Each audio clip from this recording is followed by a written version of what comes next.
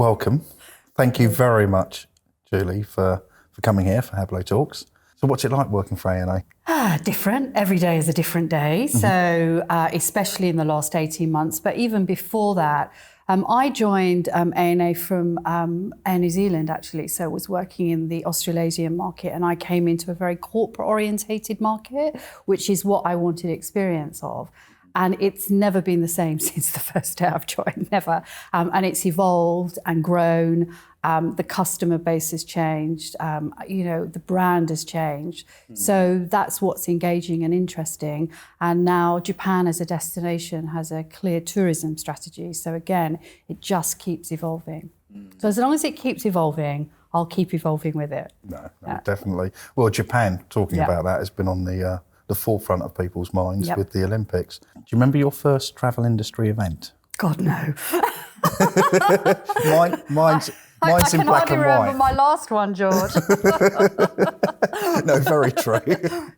Yeah. No, I can't, actually. I think one of the things, actually, through the pandemic, through continually working with people across the industry, is I forget how much we do, which is part of our normal working life. And when it stopped, it's just as busy in a completely different way. So I can't remember my first one.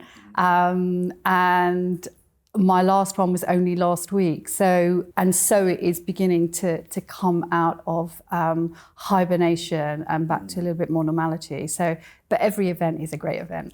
I know you work for A&A. But I do know that you have different hats on as well. Yes. So A&A is a member of Star Alliance, since 1999. And Star Alliance has a presence in the UK, 24 carriers from the Alliance flying into the UK. And we have a country steering group, of which I'm a chair of this country steering group. So generally, I work with the Star coordinator in terms of Star Alliance representation, along with the agreement of the other member carriers. So I do tend to wear two hats, Sometimes it's a bit blurred, but it definitely keeps me busy. So Heathrow is the largest collection of Star carriers there is under one roof. So it's quite a showpiece, actually, from when we moved into Terminal 2. And there's also Women in Travel as well. Yes, Women in Travel. I do mentoring through those, through that group as well. I do mentoring through ITM. Too. Yeah, lots of different associations that we belong to, as an ABDA partner, ITT member, business travel associations. So we've got lots of fingers in lots of pies, because it's really important to understand the dynamics across our customer base, both in the past, the present and the future. And you mentioned mentoring. I'm going to throw it out there. Go on. Who's been your inspirational mentor? Do you know, it's really funny. I have had mentors, and they are in their own role inspirational. But actually, I hope I don't sound cliche, because I don't mean to be. But I think that I love learning from the people around me and from the individuals that have different experiences, and we all come together. And that communication and working across your network. Everybody has someone in their network that fulfills a certain role where you can lean on if you need to. And I think that's really important. No, I totally agree, especially over the last year or so, where we've been talking to quite a few people in the industry. On that subject, are you still connected with industry contacts from the early days? Actually, George, from my very first day in the industry. So I have really good friends, some of which are in the industry or different fragments of the industry, some of which are no longer in the industry. And we normally meet up 2 or 3 times a year. And actually, this is the travel industry. So it involves a lot of talking, a lot of drinking and good company. So we've known each other a very long time. Unfortunately for me, my memory is not that sharp. And I have 1 or 2 friends in that small group that remember lots of things that I don't remember. And I really question sometimes if I was even there, but the detail sometimes is too much for me not to have been there. They know me too well. That's the problem. You can't hide. Yeah, no, you definitely can't hide. You definitely can't hide. One thing I have noticed, everyone's kind of like pulled together. So what makes the travel industry so resilient?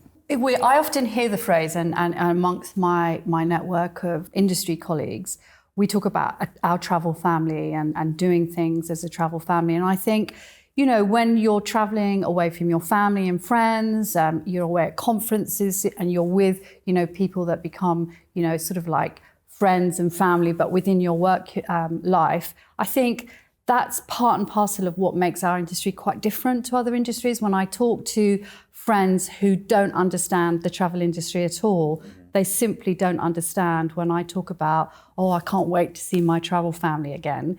And these are people that, we've got lots of shared experiences over, many years in many different locations, whereas other people tend to take their work seriously. We, of course, take our work seriously, but we take everything else seriously as well as having fun. Most memorable trip?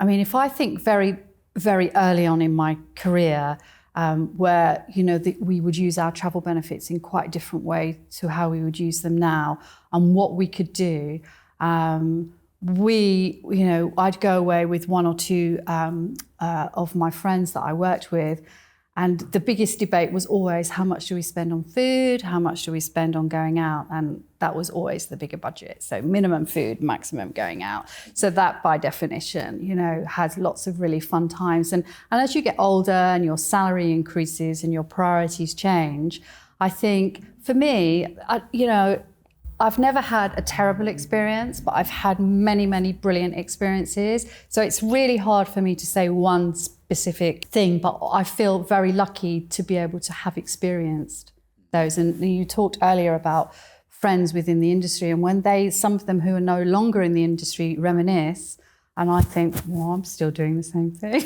I don't know if that's good or bad, but so I'm very lucky, I think, in that sense.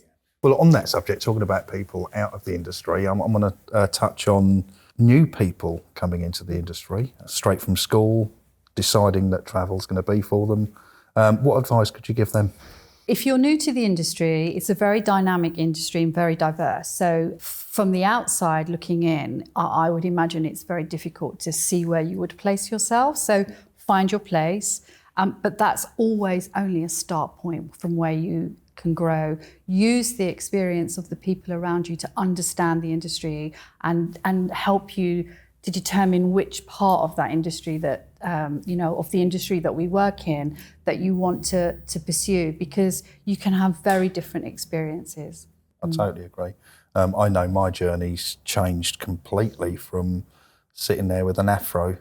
What happened, George?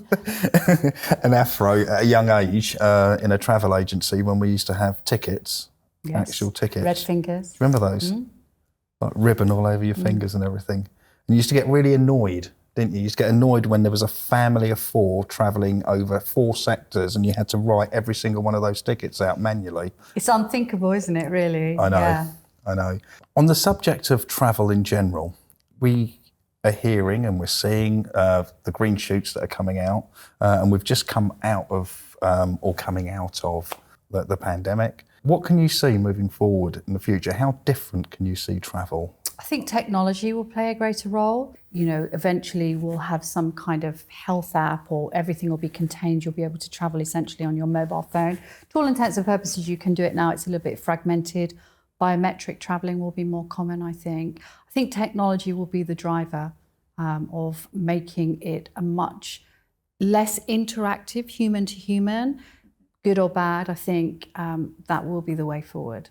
Well, it's funny you should say that, actually, because, George and technology don't get on very well, okay? But at the same time, we at Hablo have looked at the technology and trying to find that fusion between technology as well as ensuring that the most important thing is like us two now, face to face. Technology has a greater reach. So especially, if you're talking about Hablo, how the number of people that you can reach is far greater. But you can't beat face-to-face. But I think they have to work hand in glove. No, I agree. On the subject of that, how can you see Hablo working for you? The platform's obviously grown and continues to grow. It's a great communication medium for us, especially to individuals that we wouldn't necessarily able to access either geographically or logistically. And one of the key pieces that has come from the pandemic is the importance of communication and to be able to be transparent and informative in your communication pieces. So for us, Hablo is a perfect platform for that. Post-pandemic, what excites you the most about what the future is going to be? I think how we reset and how we evolve. It's not about what was before, it's about what is in the future. I think that there'll be a greater appreciation in our industry for what we have. And, I've talked about, the lovely and great opportunities that we've had to be able to travel or to attend events. And we kind of a little bit forgot how lucky we were to do that. And I think that we can really see the value in that. So we all went on to video conferencing and said, this is going to replace face-to-face. And then we were video conferencing so long, we became desperate for the face-to-face. So I think that our industry will become more efficient. Again, a hybrid combination of face-to-face and video conferencing or technology. And I think that will enable us to reset as a stronger industry in the future. Talking about people outside of the industry, joining the industry, you've worked with women in travel. What more can you do to try and encourage women joining the travel industry? I think as an industry, it's without specifying, I think there's a lot of work being done across the sector for inclusion, to really build up those perceived barriers. And I think that will continue to propel forward as all good businesses are looking at their social governance, they're looking at, the equality, they're looking at their supply chains, and any big business will not be able to trade without a good ethical foundation. And so anyone coming in to the industry should be assured that good companies within our industry, this is what we're working towards. Yeah, I agree. And on that note, talking about companies and working together, how has it been in the last year or so collaborating with the Star Alliance and all of the partners there? Well, it's been quite different. We haven't had our normal business plans and our strategies, and each of us, while member airlines are Star Alliance members, our salary is paid by our individual airlines. So we've had a little bit of a step back focus. Obviously, our priority is our paymaster. But at the same time, centrally, Star headquarters have been driving a lot of collaboration across the other alliances as an industry-led initiative. So that's been really good to see. And that filters back into our market. We do have a Star coordinator that works in our market and deals with a lot of that sort of collaboration and communication. And realistically, moving forward, that collaboration is how we will move forward, as well as individually and collectively, because that, in essence, is part of who we are as an alliance. And I think from a Star Alliance perspective, networks and connectivity for lots of airlines that have had to shrink during the pandemic for financial reasons or environmental reasons, sort of retire off aircraft, will make that really key to the rebound and regrowth of the aviation sector. Totally agree with the fact that collaborating, working together is going to be so important moving forward.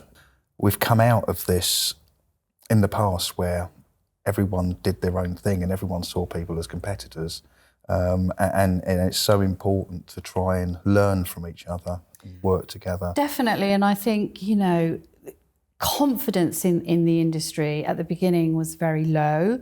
And as an industry sector, we've done a huge amount. I mean, whoever thought that we'd be talking about HEPA filters and not about our individual products, stuff that has been on the aircraft for a long time, in order to make them as sort of, as the environment as clean and as healthy as possible. And that we were never consciously aware of that. So the dynamics have all shifted.